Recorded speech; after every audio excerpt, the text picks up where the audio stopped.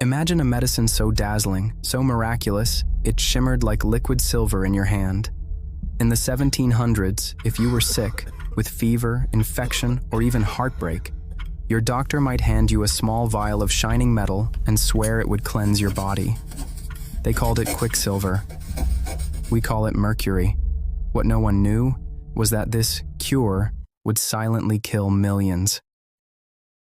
For early physicians, mercury was nothing short of magic. It moved like water, gleamed like gold, and seemed alive, a metal that could flow. Alchemists believed it was the essence of life itself, capable of transforming base materials and purifying the human body. By the late 1600s, doctors across Europe were prescribing it for everything: syphilis, constipation, even melancholy. The treatment was simple: rub it into your skin, swallow it, or inhale its vapor until your body began to tremble and drool. Those were good signs, they said. Proof the poison was drawing out disease. In truth, it was drawing out their sanity. Mercury is a heavy metal, and once inside the body, it never leaves. It accumulates in the brain, liver, and kidneys, poisoning cell by cell.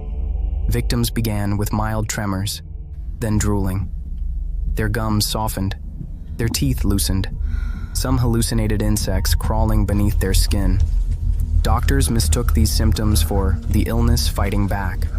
One London physician wrote proudly that his patient shed half his teeth and much foul humor and was greatly improved. He wasn't improved, he was dying. Mercury attacks the nervous system. It causes memory loss, paralysis, and in high doses, madness. That's where we get the phrase, mad as a hatter.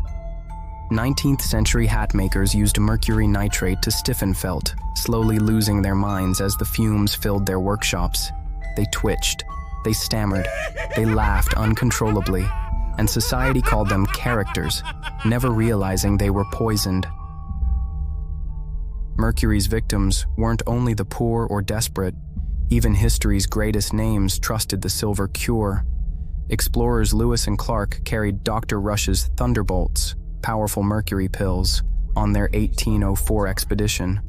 They believed the metal would purge their systems of any illness. The pills were so potent that archaeologists today can still trace the explorers' campsites by the mercury left in the soil. Napoleon Bonaparte may have suffered its effects too.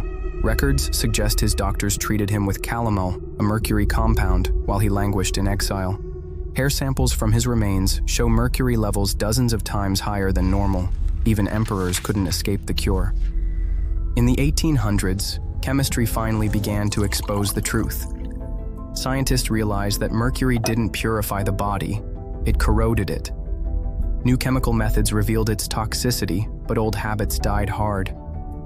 Doctors clung to mercury because it seemed to work, not because it did. When syphilis symptoms vanished, it wasn't because mercury cured the disease. It was because it destroyed the skin and nerves that showed it. Patients appeared better because they could no longer feel. By the early 1900s, the world finally began to move on. The discovery of penicillin in the 1940s rendered mercury obsolete, but the damage had already been done. Centuries of suffering, hallucination, and death, all in the name of healing. Looking back, it's easy to laugh at the idea of drinking liquid metal, but medicine has always walked a thin line between progress and poison. In the 20th century, we replaced mercury with radium tonics that promised to make you glow. In the 21st, we inject new chemicals into our skin, chasing perfection. The names change, but the obsession stays. Every generation has its miracle cure, until it isn't.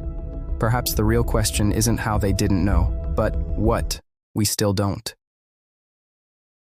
The mercury cure reminds us that progress can be deadly when mixed with vanity and pride. What we once called medicine, we now call madness. But the story doesn't end here, because next time we'll explore another beautiful killer, arsenic, the poison that painted faces, brightened wallpaper, and silenced countless victims in the name of beauty. This mini-series is Cures That Killed, where science meets horror and history refuses to stay buried.